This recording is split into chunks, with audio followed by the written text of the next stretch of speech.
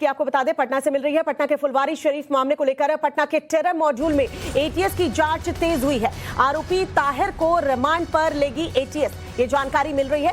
Remand के लिए court में एटीएस आवेदन देगी। रिमांड मिलने पर फिर से पूछताछ करेगी एटीएस। ताहिर गजवाए हिंद नाम से व्हाट्सएप ग्रुप जो है वो चलाता था, तो अब एटीएस जो है वो ताहिर की रिमांड लेगी। उसके बाद जो है वो पूछताछ होनी है। बड़ी खबर इस वक्त की हम आपको बता रहे हैं, जिस तरीके से गिरफ्तारी हो रही है पटना के फुलवारी शरीफ मामले में। पटना के टेरर मॉड्यूल में एटीएस की जांच अब तेज हो गई है। आरोपी ताहिर को रिमांड पर लेगी एटीएस और रिमांड के लिए कोर्ट में एटीएस जो है वो आवेदन देगी। रिमांड अगर मिल जाती है उसके बाद पूछताछ होगी ताहिर से और समझने की कोशिश की जाएगी कि आखिरकार ये जो फुलवारी शरीफ में जो टेरर मॉड्यूल चलाया जा रहा था ये कितने लंबे वक्त से था, कौन कौन से लोग इसमें इन्वॉल्व थे और गिरफ्तारियां जो है आने वाले दिनों में और ज्यादा हो सकती है। ताहिर की रिमांड की मांग की जा सकती है और एटीएस जो है रिमांड लेने के बाद पूछताछ करेगी। बिहार में हिंदुस्तान को इस्लामिक देश बनाने की साजिश रचने वालों की फहरिस्त लगातार बढ़ रही है। जांच एजेंसियों की टीम भी जो है वो तेज हो गई है। पटना पुलिस, एनआईए और यूपी एटीएस के अलावा अब आईबी और रॉ भी इसमें शामिल हो गई है। तो पटना टू दरभंगा तक जांच करने वाली टीम अब एक्शन में नजर आ रही है। जी हां, जांच एजेंसियों की जब दायरा जो है वो बढ़ गया है और आज बड़ा खुलासा होने की उम्मीद भी की जा रही है। देश में साजिश रचने वालों में अतहर परवेज, अरमान मलिक, फिर ताहिर के अलावा अब तक 5 शिकंजे में हैं। तो दरभंगा में 2 लोग पुलिस के रडार पर नजर आ रहे हैं।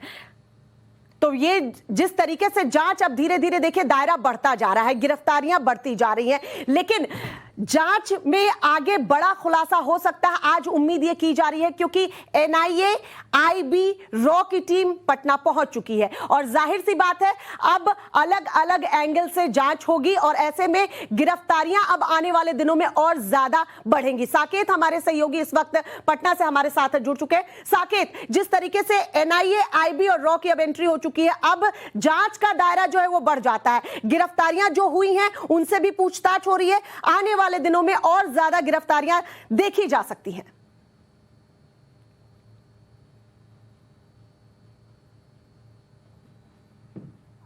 साकेत, आप तक आवाज पहुंच रही है?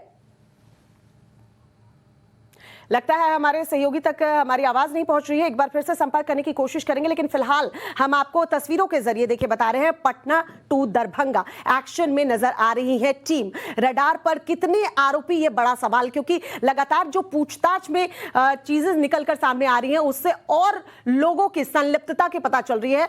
5 एजेंसियां जो है वो जांच में जुटी है। अब तक 8 जगह छापेमार कार्रवाई हुई है।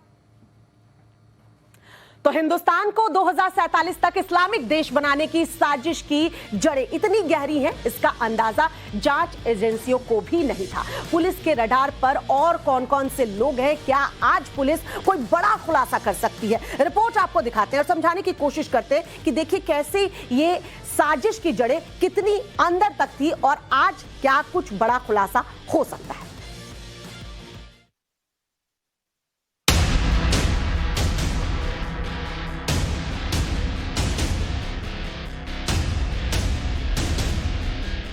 कई नाम, मकसद एक, कई नाम, साजिश एक, कई नाम, मंसूबे खौफनाक। हिंदुस्तान को दंगे की याद में झोंकने की मंशा, नफरत का पाठ पढ़ाने वाले आरोपियों की फहरिस्त इतनी लंबी होती जाएगी, इसका अंदाजा जांच एजेंसियों को भी नहीं था। पटना से अतहर और अरमान की गिरफ्तारी के बाद साजिश के तार जुड़ते चले गए। मधुबनी, कटिहार, अररिया, नालंदा, फुलवारी शरीफ, दरभंगा, बिहार के इलाकों में पुलिस ने छापेमारी की तो हिंदुस्तान के खिलाफ नफरत का बीज बोने वाले कई आरोपी निशाने पर आ गए। बढ़ी जांच एजेंसियों की टीम, आज होगा सबसे बड़ा खुलासा। हिंदुस्तान को इस्लामिक देश बनाने की साजिश रचने वालों की फहरिस्त बढ़ी तो जांच एजेंसियों की टीम भी बढ़ती चली गई। पहले पटना पुलिस, फिर एनआईए की टीम, अब आईबी और रॉ के अधिकारी भी साजिश की परत खोलने में जुट गए हैं। सभी जांच एजेंसियों के अधिकारियों की बैठक हुई और उम्मीद यही कि आज बड़े खुलासे से पर्दा हट सकता है। बिहार में पीएफआई की साजिश, किन किन जिलों में तार? बिहार में पीएफआई की साजिश, किस किस पर पुलिस का रडार? गिरफ्तार आरोपियों से पुलिस और जांच एजेंसियों की जैसे जैसे पूछताछ आगे बढ़ रही है, कई एविडेंस हाथ लगे हैं, तो पीएफआई की ट्रेनिंग कैंप की आड़ में बड़ी साजिश को अंजाम देने वालों का खुलासा हो रहा है।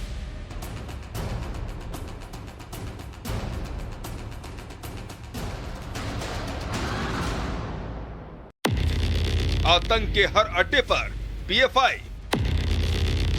टेरर का अगला नाम सनाउल्लाह और मुस्तकिम।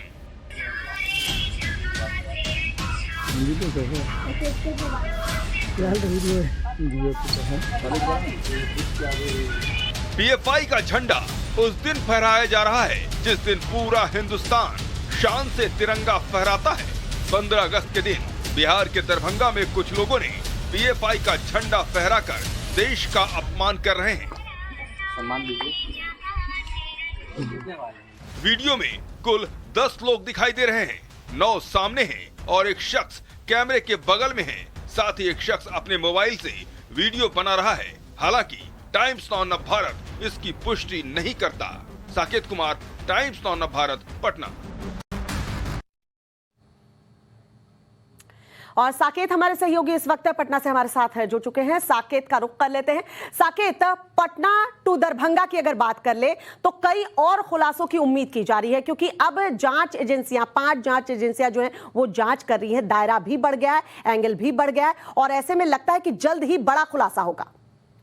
देखिए, बिल्कुल जो ताहिर गिरफ्तार हुआ है उसके मोबाइल से जो गजवाए हिंद नाम के व्हाट्सएप ग्रुप का खुलासा हुआ और उसमें पाकिस्तान और बांग्लादेश जैसे देशों से लोग जुड़े हुए थे और वहां पर हिंदू विरोधी, भारत विरोधी बातें हो रही थी। तो उस मुद्दे को लेकर अब पूरा जांच एजेंसी जो है वो कहीं ना कहीं गंभीर है।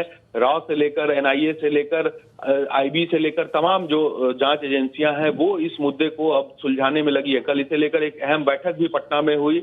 यहाँ पर पटना के जो पुलिस मुख्यालय के बड़े अधिकारी हैं उनके साथ बैठक की गई और माना जा रहा है कि अब इस पूरे मामले को एनआईए हैंडल करेगी और इसे जल्द एनआईए अपने हाथ में लेगी। लेकिन सबसे बड़ी बात है कि आज जो जानकारी मिल रही है कि मरगूब जो जिसके मोबाइल से ये पूरा व्हाट्सएप चैट मिला है उसको एनआईए उसको रिमांड पर लेने के लिए एनआईए आज कोर्ट में आवेदन देने वाली है और रिमांड लेने के बाद उससे सघन पूछताछ होगी एक एक बिंदु पर। उसके लिए पूरा क्वेश्चन आयर तैयार किया गया है एनआईए की तरफ से कि किस तरह से उन्हें उसने ये ग्रुप बनाया, कैसे लोगों को जोड़ा और किस तरह से उसमें बातें हो रही थी, ये तमाम चीजें उससे पूछी जाएगी। ऐसे में लगातार जिस तरह से बिहार में छापेमारी चल रही है, गिरफ्तारी चल रही है, उसमें और तेजी आएगी और मरगूब के एंगल से भी अब इस मुद्दे पे नए खुलासे हो सकते हैं। क्योंकि पहले जो फुलवारी शरीफ का जो मामला था उस मामले में 26 लोगों पर एफआईआर दर्ज है और उसको लेकर गिरफ्तारियों का सिलसिला चल रहा है। बिहार से लेकर यूपी तक, लखनऊ से भी गिरफ्तारी हुई, बिहार से भी कई गिरफ्तारी और छापेमारी अभी चल रही है। अब मरगूब के एंगल से भी कई खुलासे होंगे, उनके साथ कौन लोग जुड़े हुए थे, कहां से उसका तार जुड़ा हुआ था, ये तमाम ऐसी चीजें जिससे एनआईए अब चलिए थोड़ा और इंतजार करना होगा साकेत। लेकिन जिस तरीके से जैसे जैसे खुलासे होंगे टाइम्स नाउ नव भारत तमाम उन खुलासों को भी दिखाएगा। बहुत बहुत शुक्रिया साकेत तमाम जानकारी के लिए।